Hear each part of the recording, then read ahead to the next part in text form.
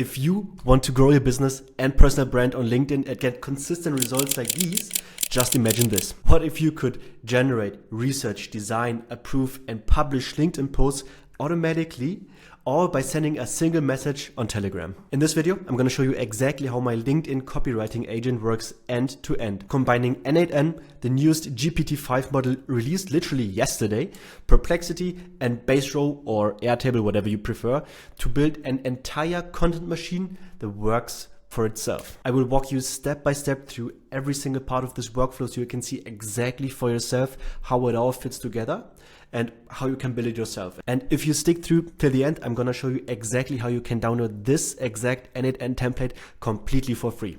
And now let's jump into n8n so I can walk you through every node step by step. But first, how exactly does the system work? Well, it basically has 8 steps to it. The first one is that it accepts voice or text prompts from your Telegram channel. I will also show you how to set up the Telegram channel and how to connect it with n8n, but that's the first step. The second step is it automatically transcribes and analyzes the topic. The third step is that it decides if the post should include research, meaning if you want to post something that is backed by actual research, we will use Perplexity to gather insights if needed, and if not, we will just skip that step to not waste any credits. In the next step, it generates a hyper-realistic image.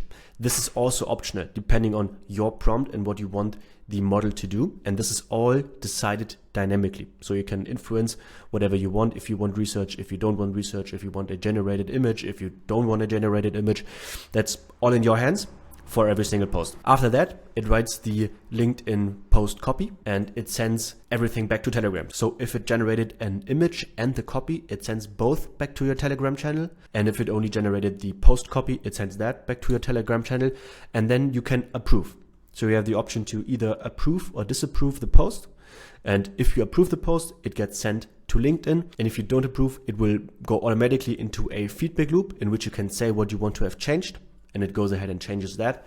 And at the end of the day, if you're happy, everything gets published to LinkedIn. And now I would suggest we go straight into the actual build. The first step is the Telegram trigger and topic analysis. The Telegram trigger here receives the message from your Telegram channel. To actually make the connection, you're gonna have to add a new credential and you need an access token. And you get this access token by Telegram itself. You will need to message the bot father on Telegram itself. It's this channel here, you can just go ahead and search it.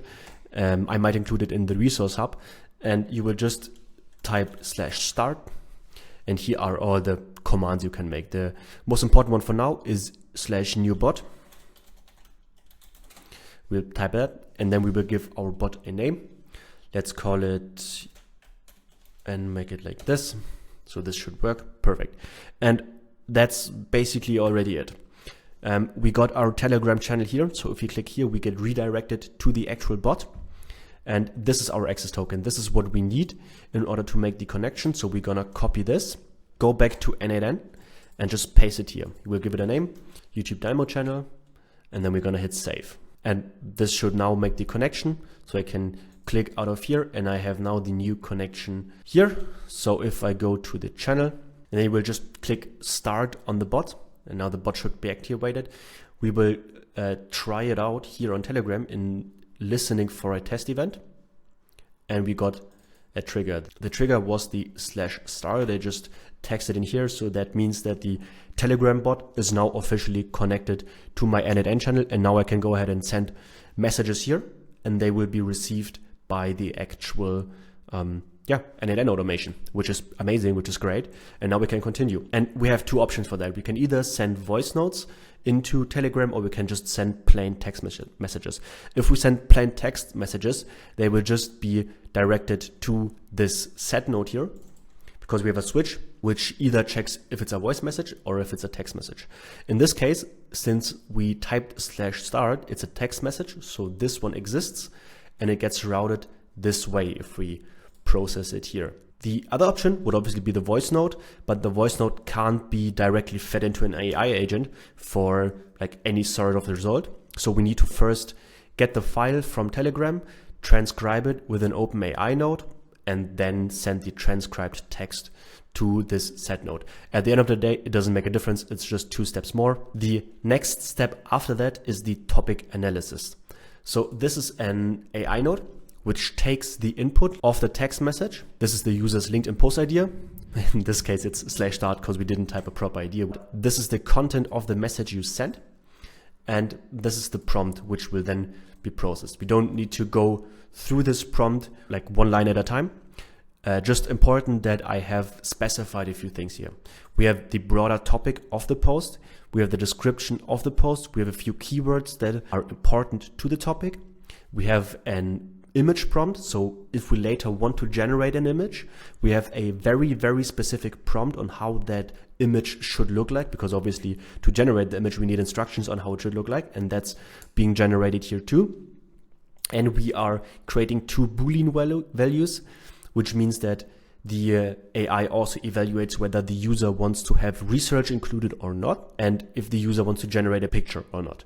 And depending on if it's true or false, it will output this value. This will be important in a few steps here too. We can just run this for 1 second. So we will see what the result will be. Obviously, again, it won't be a good one because we don't really have any sort of topic included here since it's just /start.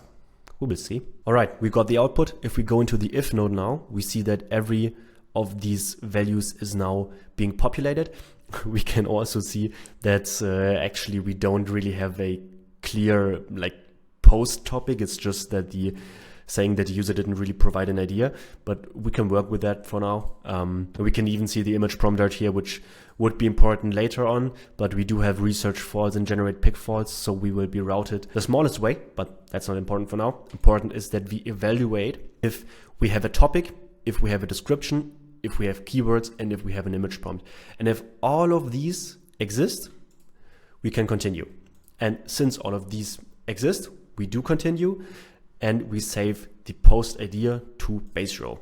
BaseRow is basically the same as Airtable. It's just open source. I'm currently evaluating the options between those two. This is how the BaseRow grid basically looks like. So we have the topic and then we have the description. And later when the post was generated, we do have the link here, which is automatically mapped. But for now, we will just save the topic and the description with executing this step here. And now we come to this router, to this switch module. We have a few options. If I zoom out here, please don't get a heart attack. It's quite simple actually, but we have 4 options of different workflows. We first have the top option, which is that the user wants to have research included and that the user wants to have a pic generated. That's what the top workflow does.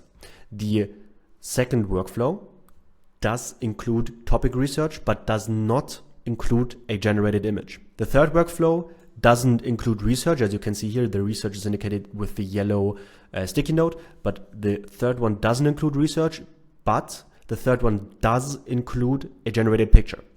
And then we have the fourth one, which is the last option we have, is that we don't want an image generated and we also don't want research. In this case, since the AI evaluated research to false and generate picture to false, we will get this output here, which is false plus false.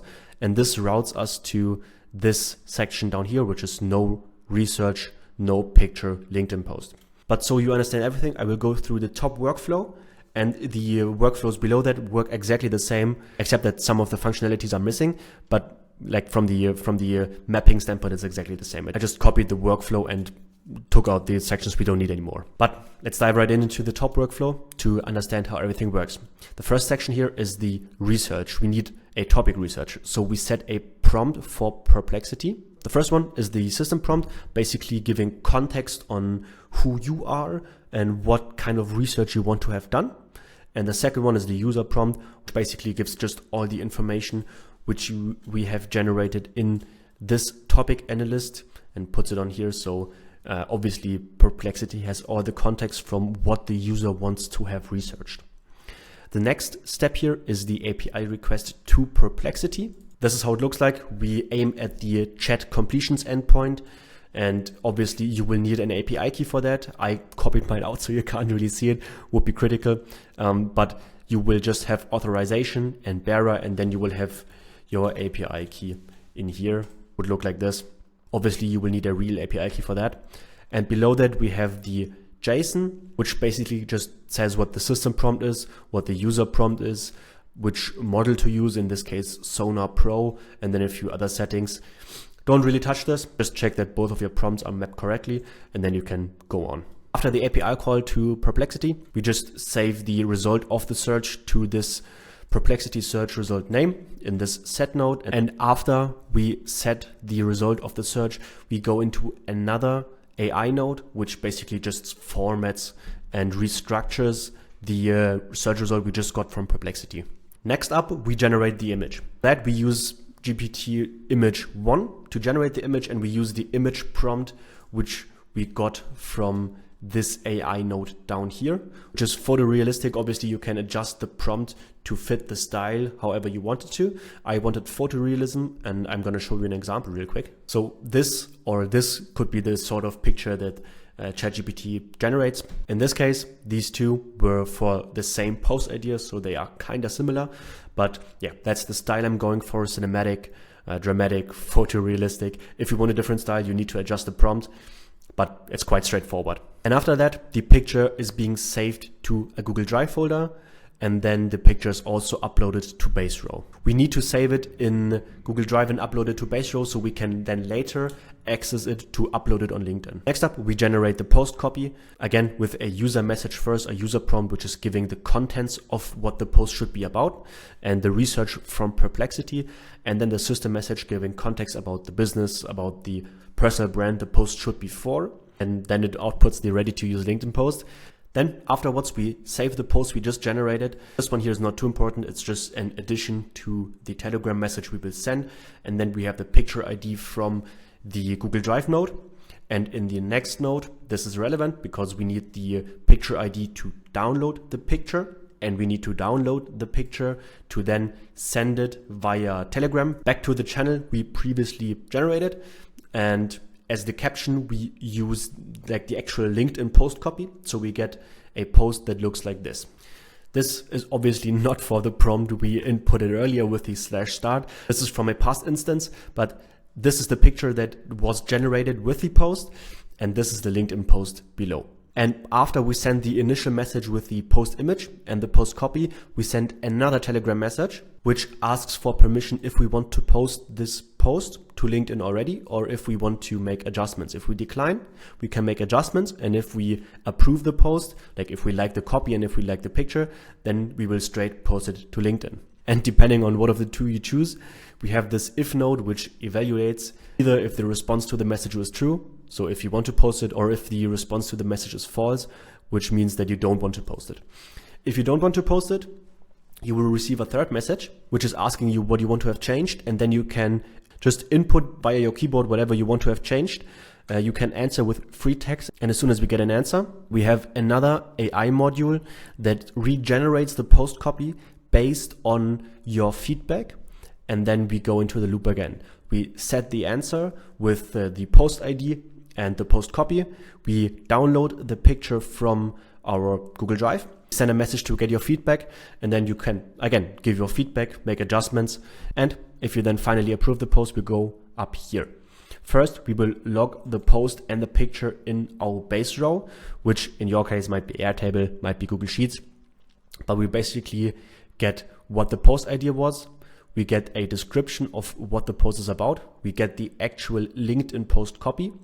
We get the status. So we either say needs a review, doesn't need a review. In my case, I have it set to needs review, but whatever, in the next step it gets posted anyways. So you might as well set it to posted. The framework is not too important. I do have different GPT options from the prompting perspective. So I have old GPT in here. Next, we have LinkedIn post ideas. This is a link between two tables. I will show you exactly what I mean in a second. And then last, we have the media, which is the picture we generated. And that's also linked to the specific post. And this is how the post database looks like. You can ignore all the posts, which I just marked. Most important one is just the one up here with the post idea, the actual LinkedIn post copy, which you can see here. Then we have the actual post description, so what we told in order to basically get the post generated. These are empty for now.